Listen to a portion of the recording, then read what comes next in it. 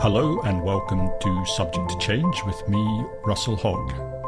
My guest today is historian Edward Shawcross, and he's the author of The Last Emperor of Mexico, which was one of the most highly praised books of last year, and deservedly so, as it was one of the most jaw-dropping and certainly one of the most enjoyable books I've read in years. Anyway, welcome Ed to the podcast. Thank you so much, Russell. What a wonderful introduction. Pleasure to be here. So let's start with a really surreal event, and that's the arrival in Mexico of the younger brother of the emperor of the, well, I suppose by now rather feeble Austro-Hungarian Empire. And so he arrives in Mexico, and it's May 29th, 1864, and Maximilian and his wife Carlotta, they step ashore in Veracruz. And they haven't come as tourists, they've come as Emperor and Empress of Mexico. And once they get to Mexico City, they're greeted, with wild enthusiasm and days of celebration. So I guess my first question is, how on earth has it come to this?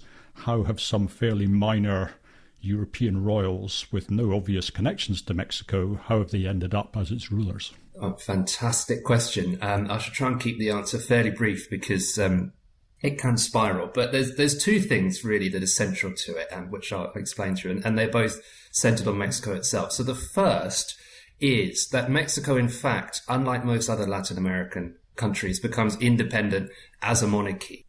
There's a first emperor of Mexico, independent Mexico. His name is Agustín de Iturbide. He's actually a Spanish royalist. He's fighting for Spain against the insurrectionists who want Mexico to have independence. But in 1821, he switches sides. He sees which way the wind is blowing. And he manages to unite the various forces fighting against Spain behind him with a plan, which is deceptively simple. That Mexico should be independent, but independent as a monarchy. And who will rule that monarchy? It will be one of the royal members of the royal family of Spain. In fact, he asked Ferdinand VII, the Spanish king, but if not him, then one of his relatives. Now, Ferdinand VII rejects this out of hand.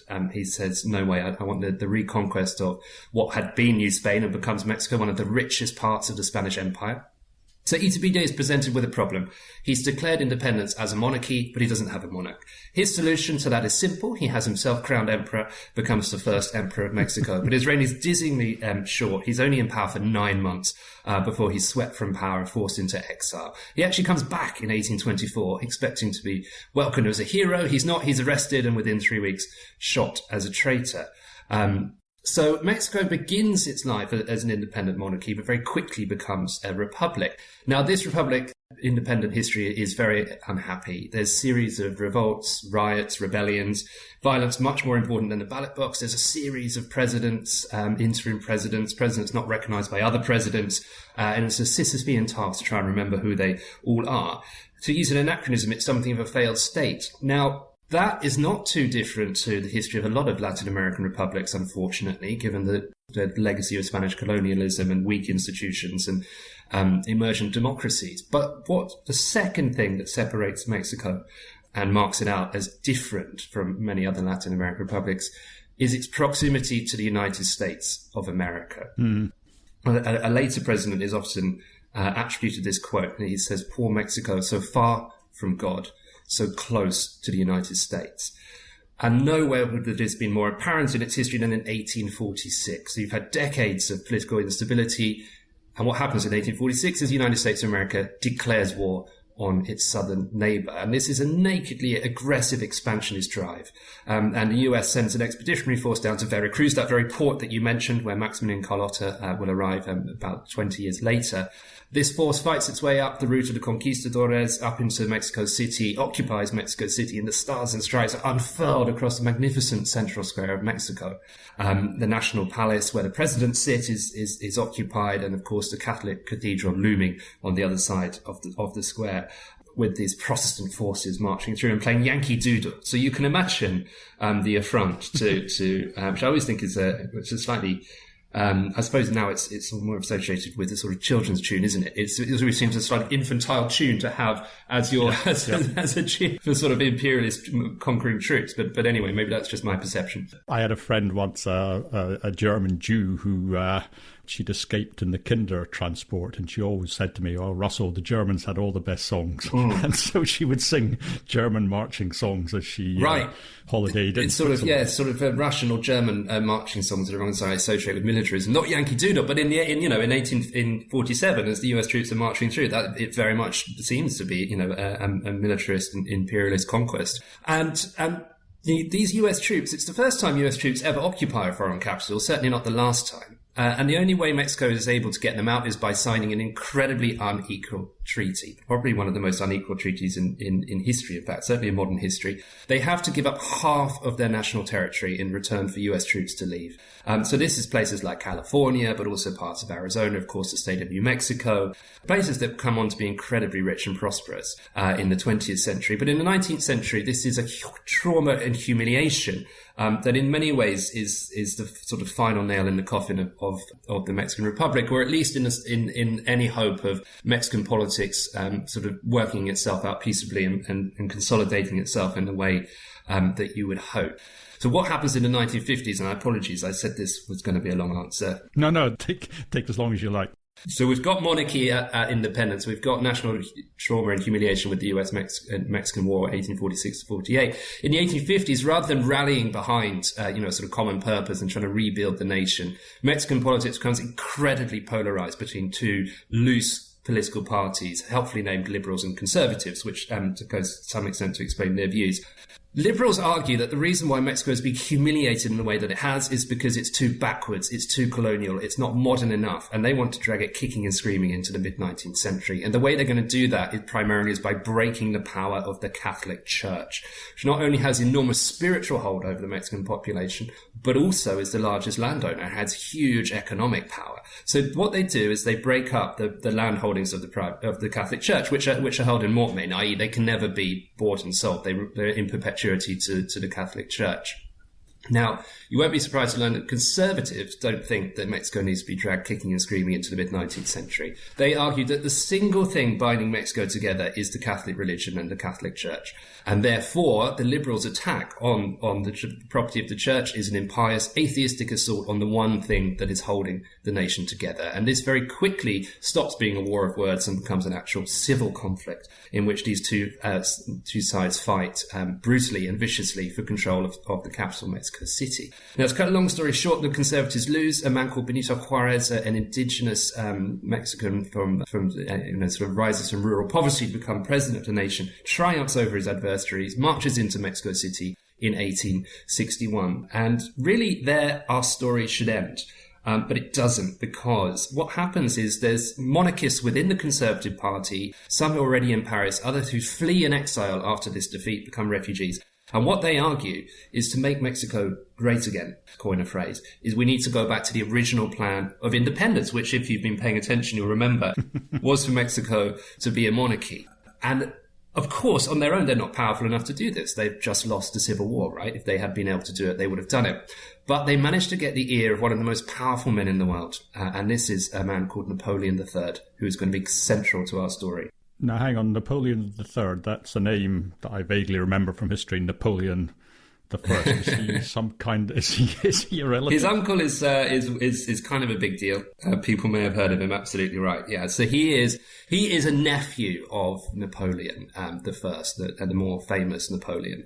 Napoleon's brother Louis it's his son. Who comes to power in France. And he's an endlessly fascinating character. We might talk about him more. But why he's not only important because he enables these Mexican monarchists to create the scheme that they've been dreaming of, but also the example that he set. So he comes to power in 1848. He had various failed attempts to take over. He becomes a successor to the Bonapartist dream. His brother dies. Napoleon's actual son, Napoleon II, also dies in the early 1830s. And Napoleon III is sort of the last person left standing, as it were, of the next generation. Two coups d'etats which fail miserably and are disastrous and literally farcical. In 1848, he comes to power, but not through a coup d'etat. He's actually elected, because in 1848, revolution sweeps across Europe, emanating from Paris, as of course it always does. The French monarchy is chased off and goes into exile in England, as usual. And Louis Napoleon arrives in Paris and stands in the national elections. He's the first ever democratically elected president of France, universal male suffrage. He wins by a landslide. But there's a problem. The Second Republic, the name of the regime that he is going to head, its constitution prohibits him standing for a second term. Now, if you know anything about Bonaparte's history, you'll know that there's a very easy way around this, and that is, of course, coup d'etat. Third time lucky for Napoleon III. He launches a coup d'etat against his own government. He's got the army on board this time, which is, of course, massively helpful. And that is a success insofar as he's able to retain his hold on power. And when does he become emperor? The coup d'etat is the 2nd of December 1851, and then in 1852, exactly 1 year later, he proclaims himself emperor of the French Second Empire, recreating his uncle's empire. Now, what he's done there is, on the ashes of a republic, he's founded a monarchy, an empire. So empire here, it doesn't refer to the overseas French empire. It refers to a political state. So, France is an empire in that sense. And he becomes emperor of the French. Why do people like to be called emperor rather than king? Is there some constitutional distinction here, or is it just got a certain flavour to it? Yeah, it is. So it's a title above king.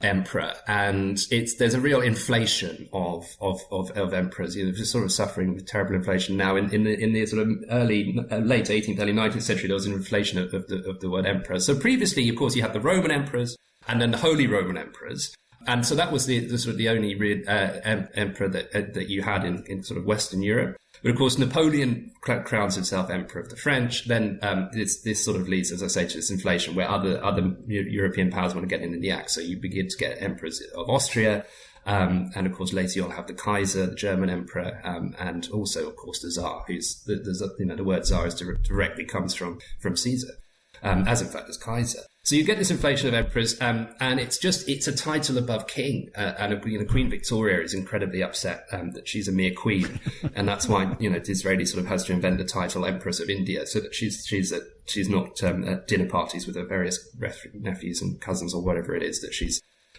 sort of not undone by rank. And it's an indication of the ambition of Mexico in its independence declaration, but also its power and its wealth that it enjoyed under Spanish colonialism, that Iturbide thinks that he can, proclaim an empire that is on par with these great European monarchies. So what kind of man was Napoleon III? Is he like his predecessor? What sort of character is he? He's an absolutely extraordinary character. He's obsessed by the Bonapartist dynasty, legacy. He thinks it's his destiny to fulfill the role that he has done, to recreate his uncle's empire. He's very different to his uncle, though. He's not a military genius by any stretch of the imagination, and that will be key in his downfall, which we'll come on to later. He's unlike most other European monarchs, because although he's born into the imperial royal family in 1808, obviously with his uncle's defeat at Waterloo, being a Bonaparte in France is not a strong look. So his family is forced into exile, and he grows up actually in Switzerland. After that, he speaks French with a Swiss-German accent, which if you've ever tried to speak French in France with any kind of accent, you'll know they don't look kindly upon. And in fact, when he becomes president, he's ridiculed for this, for his slightly strange foreign accent. And he's a terrible public speaker.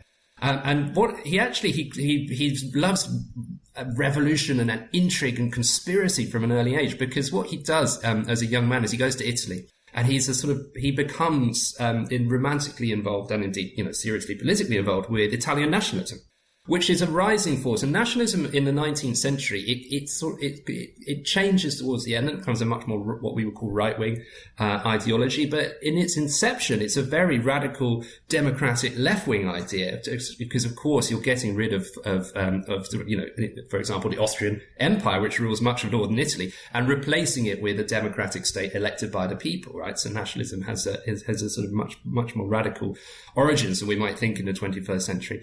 Louis Napoleon gets involved with their secret societies, and in the early 1830s, in fact, joins a revolution which attempts to overthrow papal authority, Austrian authority in Italy, and create an Italian nation state. And so he's happiest in sort of taverns, smoking cigarettes, and in these sort of smoke-filled rooms, back channels, secret diplomacy. So he's a man of incredible ambition. He's a man who has sort of cut his teeth, as it were, in conspiracy. Of course, he had two failed coup d'etat to try and take over the French state. So he's a man who I certainly would say is economical with the truth, and very much the ends justify the means, as it were. So whatever his goal is, he will happily accomplish it by any means possible, sort of ideas of honor, etc. He's not unaware of them, but he would be willing to go outside the normal kind of channels of European statecraft to achieve his goals, which is what draws him to the Mexican conspiracy. But he's quite a progressive ruler, is he? Oh, he's a man full of contradictions, and we'll see this with the Mexican, his intervention in Mexico. So you would think a man who's destroyed democracy in France, proclaimed himself emperor of the French, and is harking back to the Bonapartist past, would be, a sort of an autocrat and a reactionary. He's not. He writes a pamphlet called Napoleonic Ideas. And if you know much about the history of Napoleon I, you won't recognize, very much of the Napoleon that he paints. But the Napoleon that he paints in his Napoleonic Ideas is a man who is essentially a democrat, who wanted peace. I mean, listeners might be surprised to know that the Napoleon I's ultimate aim was peace in Europe, but that's what Napoleon III thinks, or at least writes.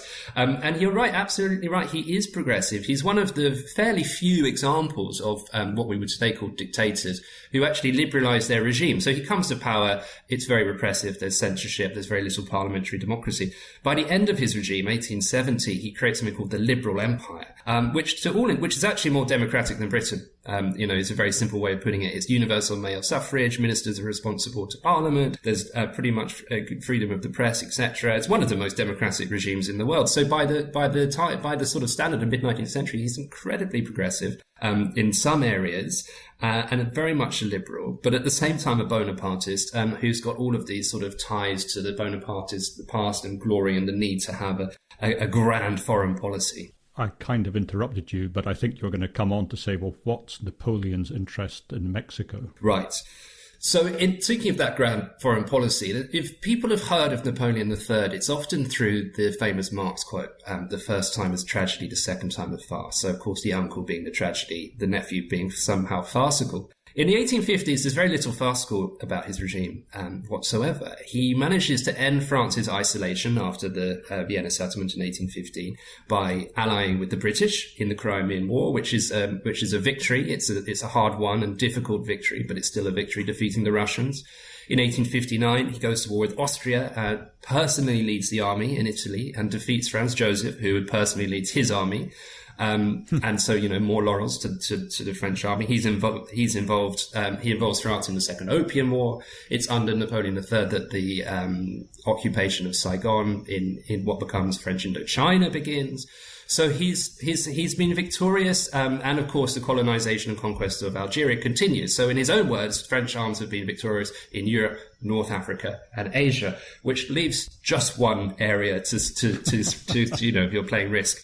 Then you'll be familiar with this, to which French arms can be victorious, and that's the Americas. So there is always this idea of Bonaparte's glory and of the glory of France that's kind of, central to, of course, to Bonaparte's regime, but any mid-19th century regime really has that kind of national glory at heart. But what draws him to Mexico is that it's going to be glory and empire on the cheap, because he's got these Mexican conservatives and monarchists who come to him, and the plan as they sell it is an incredibly attractive one. In return for a few thousand troops, French troops, who will overthrow the tyranny that is Benito Juarez, he may purport to be a liberal and a Democrat, but in fact, he is a small radical minority that's oppressing the vast majority of Catholic Mexico by attacking the church. French army will turn up, proclaim Maximilian, who will come on to emperor of Mexico, and hundreds of thousands of Mexicans will flock to the flag, and it will be incredibly simple. In return, you have a compliant client state. You're going to get transit rights. There's all talk about how can you get access to the Pacific, and Mexico's not a bad place to do that. French business will exploit the incredible mineral wealth of Mexico, which the tales of Alexander von Humboldt and sort of El Dorado myths have never really gone out of the consciousness of Europeans. So you're going to get all of the benefits to the metropole, to the mother country of colonialism, at a fraction of the cost. If you think about what's going on in Algeria, about 80 to 100,000 French troops troops are tied down in Algeria and have been for, the best part of 20 odd years. It's incredibly expensive, and it's brutal colonial warfare, and for very little gain to the French economy, right? So this seems to be a much better way of going about it. So the Mexicans have turned up, and presumably their problem is who's going to take the job, right? And so is it Napoleon who goes out and finds the candidate for them? How does it work? Right, so we're presented once again with a relatively simple plan. Mexico becomes a monarchy, but of course you need a monarch. And it's actually Napoleon III's wife, Eugenie, who is the kind of driving force in moving people onto the candidacy of Maximilian. And the reason why Maximilian is a good choice we've spoken for, a long time. We've not mentioned the actual emperor of Mexico, but there is so much kind of going on in this story, before we get there. So Ferdinand Maximilian, as you said right at the beginning, Russell, he is a Hapsburg. And Habsburgs, although the Austrian Empire is certainly a declining power, the luster of the Hapsburg name is something that still shines and stands out across Europe. The Habsburgs can trace power right back to the 13th century, unbroken. If you think of the sort of various changes in house of royal family in England and then Britain, that's quite something. And so, although he is the younger brother of Franz Joseph, who becomes emperor in 1848, momentous year, he still is someone who is, he's well known, what we today would call a celebrity. And now Maximilian is very different to his brother. His brother Franz Joseph, very conservative, autocratic, very rigid as well. So he's a very boring person to have sitting next to you at a dinner party. Maximilian would be a fantastic person to sit next to a dinner party because he's gregarious, he's much more liberal, he's outgoing, he's interested in science, he's interested in art, in literature, he pens his own poetry. The only problem you might have at the dinner party is unless you're incredibly posh, he probably wouldn't talk to you because he's also an outrageous snob. But we'll put that to one side. Because of these qualities and his personal qualities, as much as his ideas, he is someone who is a dangerous rival to Franz Joseph's power. There's court circles in Vienna who much prefer Maximilian. So Franz Joseph does what you do with any troublesome younger brother. He puts him far from power and indeed far from Vienna, channels his energies into the Austrian navy. And he becomes commander-in-chief of the Austrian Navy, which sounds important, but you have to remember that the Austrian Navy was something of a joke in the mid-19th century. So it's a little, I don't know, it's a little bit... I'm trying to work out if Austria even has a coastline. Right, very small. So it does at this time. It's Trieste, which is now in Italy, but was then part of the Austrian Empire as the big port. But it's a little bit like if Prince William put Prince Harry in charge of the British Space Agency. It's not, you're not going to achieve much in that role. Actually, Maximilian does. He modernizes the navy and turns it into an effective fighting force, and he proves himself to be a very competent administrator. And he loves the role, but he considers himself destined for greater things, as pretty much everyone in our story does. And what adds steel to his ambition? He's a dreamer, he's a dilettante, I suppose we would say. He's obsessed by his lineage, is his wife. So enter Carlotta, or Princess Charlotte. She's the daughter of a Belgian king. Maximilian meets her on a diplomatic mission, various pointless diplomatic missions he's put on by his brother, one of which is to the court of Belgium. He's dreading it because Belgium is a country that was created in 1831. Which is 1 year before Maximilian was born. And of course, like most of Europe, used to be ruled by Hapsburg. So as I said, he's an outrageous snob. When he gets there, he's very contemptuous of Belgium and the Belgian people. Describes horrific balls and dinner parties and soirees where, he says the elite of society are talking to their tailors and their cobblers. You've got all of these kind of horrifically bourgeois people who Maximilian has to speak to. That is pretty shocking. It is, isn't it? It is. But one thing does catch his eye, and that's the she's not an empress yet, of course, Princess Charlotte. She's only 16 when they meet.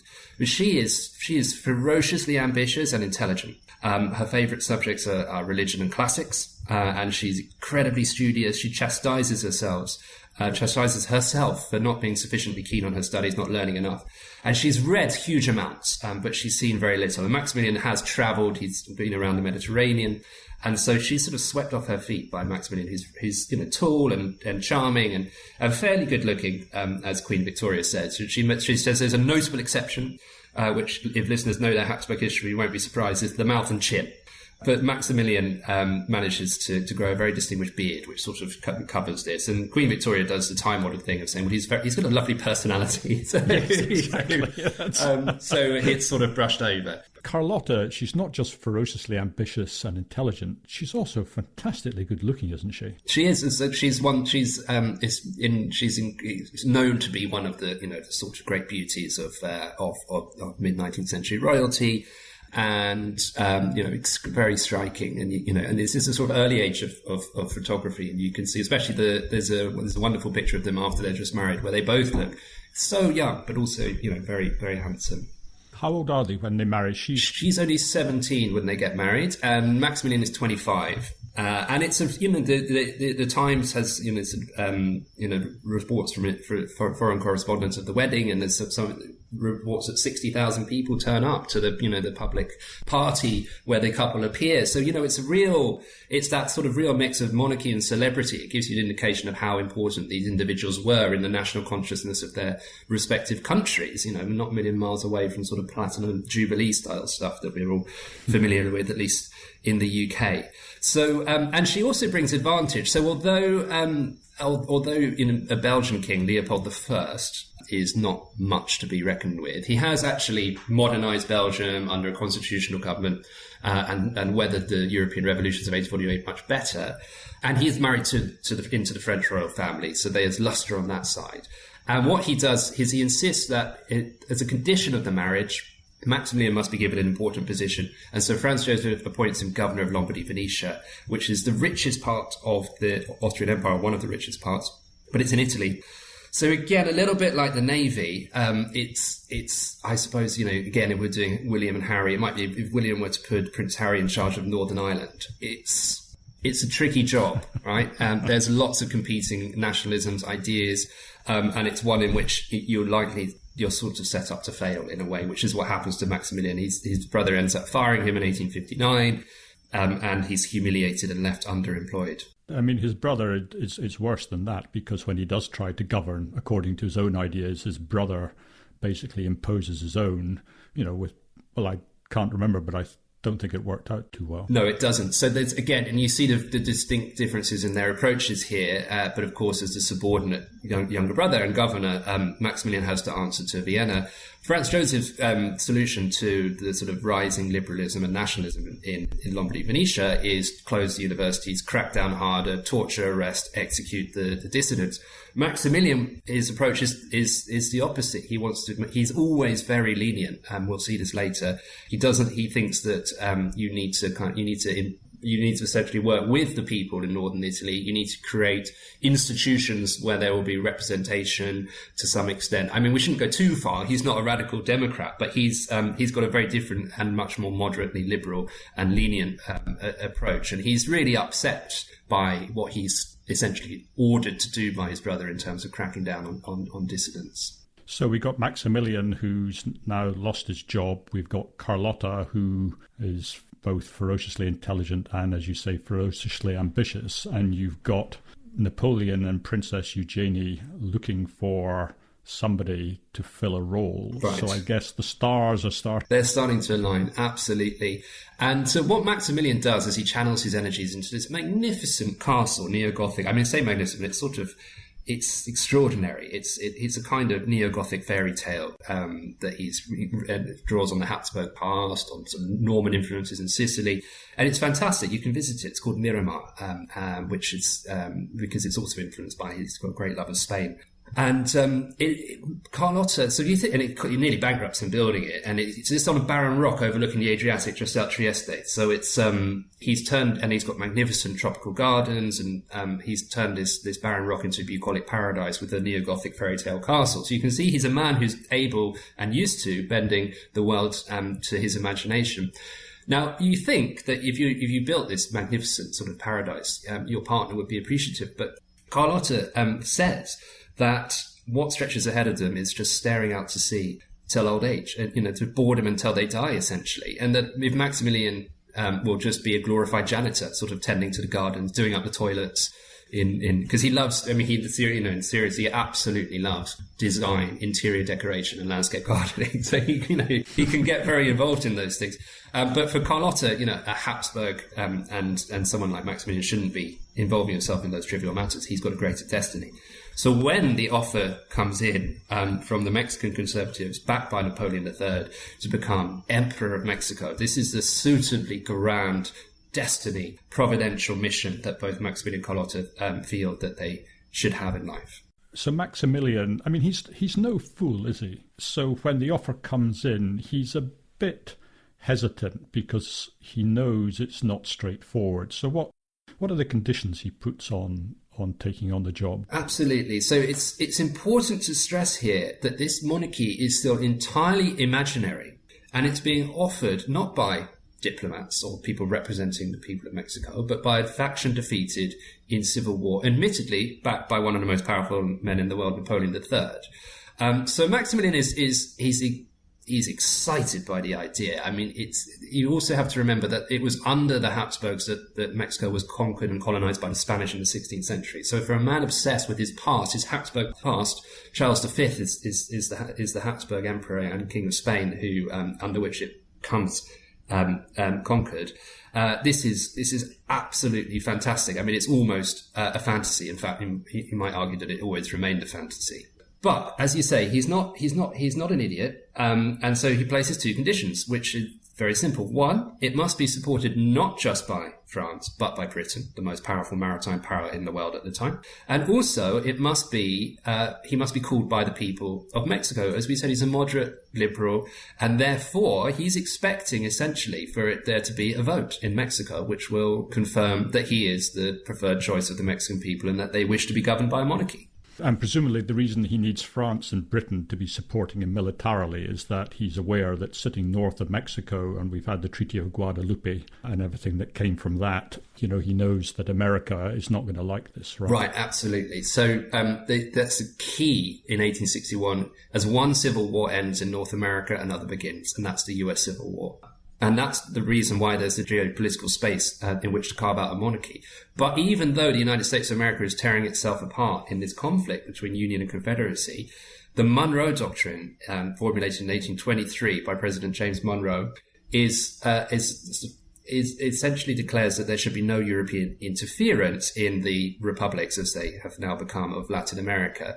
And therefore, it's a monarchy set up by French troops with a Hapsburg on the throne is the very nightmare that the Monroe Doctrine is designed to prevent. So there is US hostility to the scheme, and it should also be pointed out that nobody thinks that US expansion at Mexico's expense is going to finish anyway. So the reason why some people in Mexico come to support this is because they see a monarchy guaranteed by European powers with a Habsburg prince as a much safer guarantee of Mexico's future as an independent nation state, which it normally will be. It will be a constitutional monarchy ruled by Mexicans with a Habsburg at the top. A much better guarantee to the future than the tumultuous and unstable republic which has seen it first lose Texas and then, of course, half of its national territory in 1848. So having the guarantee of Britain, Maximilian thinks, will be a surefire way to prevent the US either trying to kick him out before he can establish his regime, or subsequently the US doing what they've done since independence, which is just take more and more and more land across North America.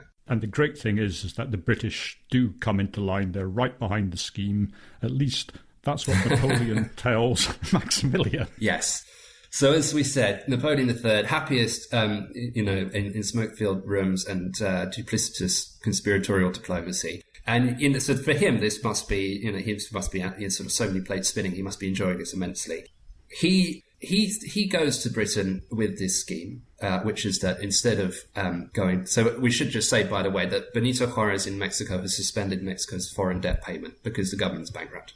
Oh. And that is the pretext for European intervention, right? In the mid-19th century, if you don't pay your debts, the British Navy will turn up. So Britain is already, with France and Spain, who are also owed money, going to send a military expedition. Napoleon III says, okay, we could have a one-off debt collection and get the Mexican government to start those payments. But it's hostile to Europe, and we've seen that. Benito Juarez is no friend of European monarchies. Would it not be a much better long-term solution, instead of this debt collection mission, to turn it into regime change, or turn Mexico into a monarchy? And of course, Maximilian has made that a precondition of his acceptance that Britain will back the scheme. Napoleon III expects that Palmerston, who's prime minister at this time, will get behind it. And that Britain would leap at the opportunity to be involved in this in regime change. Palmerston, he doesn't leap at the opportunity. Now, it's not quite as clear cut as Britain saying no, because Palmerston is no lover of the United States of America, is entirely aware that the continuing expansion across North America is to the diminishment of British power and a threat to Canada, and would be very happy to see Mexico established as a monarchy. But he says it's going to cost, 20 millions and millions of pounds, I suppose billions in today's money, and you'd need to send 20 or 30,000 British troops. And he says, there's no way we're going to do that.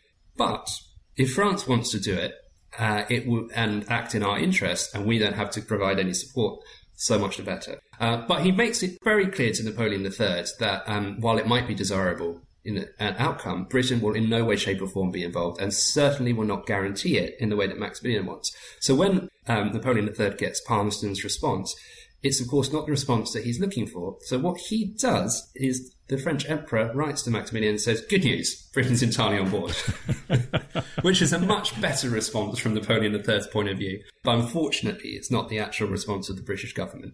So Maximilian at this stage says, OK, I'm up for this. And at that stage, the French invasion takes place. Is that the order of events? Right, yeah. So Maximilian is sort of conditionally accepts the offer in January of 1862. That happens to be the precise month where French troops, with the Spanish and British troops, land in Mexico. Now, there's incredibly complex and tedious diplomacy, but the long and the short of it is that the Spanish and British eventually withdraw and leave the French troops on their own as soon as they realise that the French plan is much more ambitious than the orders that they have.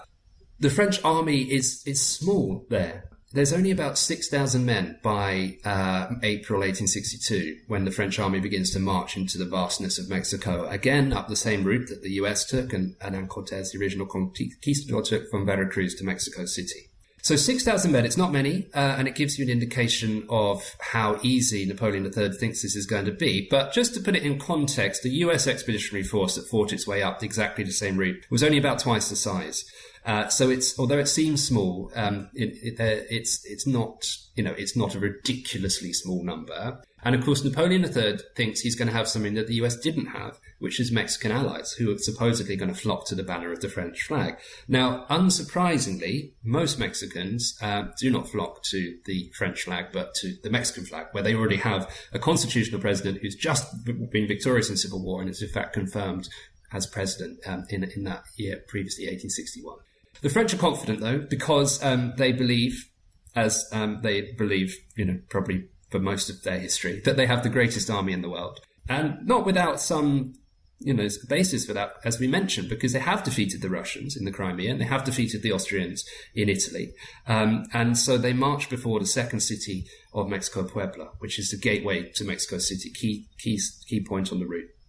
And the French commander-in-chief is, to say, incredibly confident. He deploys the French army, 6,000 men in battle formation, and launches a head-on assault after a rather ineffectual artillery bombardment, and expecting the city to capitulate, the first sign of the French cold steel. But wave after wave of the French army is cut down by the heroic resistance of the Mexican army that is defending Puebla for all that it's worth, and eventually the commander-in-chief of the French army is forced to sound a retreat. So the French army flees the battlefield and is and sort of very long and arduous journey back to a fairly distant town in order to regroup. And so this is a momentous moment in Mexican history, but also world history. It goes down as Cinco de Mayo.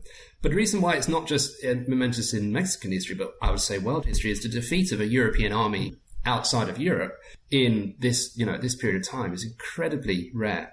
So it's a testament to the heroism and organization and discipline of the Mexican forces that are able to defeat the French. And of course, again, that's where our story should end, right? Because the whole point of this plan was that it was going to be easy and that the French would turn up, be welcomed as liberators, and they'd be in Mexico City by the summer of 1862 at least. But, of course, you've got a Bonapartist in charge of France. So rather than accepting that this plan is not going to work, he says Napoleon III says the honour of France is engaged, and he sends reinforcements. 30,000 men by the end of 1862. But the commander-in-chief is, by the way, the commander-in-chief who was defeated outside Puebla is sacked. So we're on to our third commander-in-chief of the French forces in Mexico, a man called Foray. He is absolutely determined not to be humiliated in the same way, and it launches a very slow, methodical siege, which eventually takes Puebla, but not until a year after that first defeat. So not until the summer of 1863 do French troops eventually make it to Mexico City. And of course that time delay is going to become quite critical later in the story, because the events of the American Civil War and the timing of the end of the American Civil War, we'll come back to that later. So the French succeed. I mean, they are victorious. They march into Mexico City, no? So, yeah, they are. But with the crucial caveat that Benito Juarez is not defeated. So the French take the capital because Benito Juarez, his force, all of the forces were in Puebla to defend it from the French. And about 20,000 Mexicans surrender. They're out of ammunition and supplies. They've been under siege for months and months and months. And therefore, it's impossible to defend Mexico City. Simply don't have enough troops. But Benito Juarez doesn't surrender. He merely retreats. Mexico is, of course, huge. It's about, I think, I can never remember, it's 4 or 5 times the size of France. It's enormous. And so Benito Juarez merely retreats northwards, towards, to the US border. And there's a lot of Mexico to get through before he gets there. And therefore, the French are victorious, and they are able to engineer a political theatre where they create an assembly of what they call notables, essentially sort of the elite of Mexican society, which proclaims a monarchy and calls for Maximilian to come. So they have orchestrated what the outcome that they wanted, but they haven't defeated Benito Juarez, who is still, for many Mexicans, constitutional president. I mean, he knows by this stage that the British aren't going to support him, and yet by this time he's fallen in love with the plan. So he accepts the invitation, doesn't he? He and Carlotta set sail. I think they set sail in sort of the flagship of the Austrian Navy, and they land in Veracruz, which is where we started the podcast. Seems like a long time ago now. Sorry about that. Apologies. There's a lot of No, this is great. I'm sorry to be sort of keeping you so long, but it's such a good story. Anyway, Maximilian, and so he lands in Veracruz, and there's sort of some dogs howling in the street, but there's some tumbleweed blowing down. There's really nothing there. But I think as he marches in towards Mexico City, the French have engineered celebrations and so on, and it is quite a triumphant arrival, isn't it? It is. So the initial disembarkment at Veracruz is disastrous, and it's, as you say, when they actually arrive on the 28th of May. It's not till the 29th that they set foot on Mexican soil for the first time, and this is because the welcoming committee has got the wrong day for their arrival, and therefore there is no one there to greet them, and there's no sort of organic, spontaneous eruption of enthusiasm, because Veracruz used to be the seat of Benito Juarez's government during the Civil War. So it's actually a traditionally a liberal stronghold in Mexico, and so the people look on with cold indifference as a foreign army imposes a foreign ruler. But these things change. Partially this is because the welcoming committee gets their act together and it's carefully choreographed and stage managed. But also, there is popular support for the empire and for Maximilian in Mexico. It's not the case that he is without support. He has the support of the Conservative Party, which is a significant, a political movement in Mexico. Also, remember, Benito Juarez abandoned the capital. So when he enters into Mexico City, certainly at elite level, the people remaining in Mexico City are either not that interested in politics, right? They don't care too much, or they support Maximilian because diehard Juaristas have left the government with Benito Juarez. Juaristas being the name given to Benito Juarez's supporters. And so there is a magnificent reception in Mexico City. And Maximilian and Carlotta driven through the grand boulevards of the capital. And it's an absolutely magnificent city today, Mexico City, and would have been then. And in fact, then would have been unrivaled except for, a few of the great European capitals. I mean, remember that Washington has only just been built. And Mexico City has been the center of Spanish power in North America and beyond for hundreds of years, with the magnificent architecture, cathedrals, churches, and this great grand square, which I think today is still the third largest public square anywhere in the world. So it lends itself to this imperial procession. It's said that the balconies lining the routes until they get to the magnificent cathedral at the center of Mexico City they're selling for sort of $500 for a space on the balcony, so you can sort of wave and cheer and look at the imperial couple as they're driven through. And it seems as though there is genuine popular enthusiasm. In fact, on Carlotta, she's so distressed by the welcome at Veracruz that she nearly cries. She very rarely cries. Maximilian cries a lot, actually, I should say. He cried when he accepted the crown, when he left Europe. There's plenty of other moments where he cries. Carlotta doesn't. She's actually, because Maximilian is kind of overwhelmed by the reality of what he's accepted. Carlotta is enthused and energetic. Not at Veracruz. But when she gets to Mexico City, she changes her mind and she writes to Eugenie, the French empress, Napoleon III's wife, that the empire is possible and there is popular support, and it re-energizes her. So it seems to be quite an auspicious beginning. This is Editor Russell here. At that point, I am going to split the podcast because it's running very long, even by my standards. And so I'll split it here, and I think it's a really good place because Maximilian and Carlotta are at perhaps a high point, and I hope you'll join me in part 2 to see what happens next. See you there. Well, that's the end of today's show. I hope you enjoyed listening, and if you did, do please join me for the next episode. And if you have the time, please do recommend me to your friends. And a share on social media and maybe a review on iTunes really helps my guests get the audience they deserve. Goodbye for now.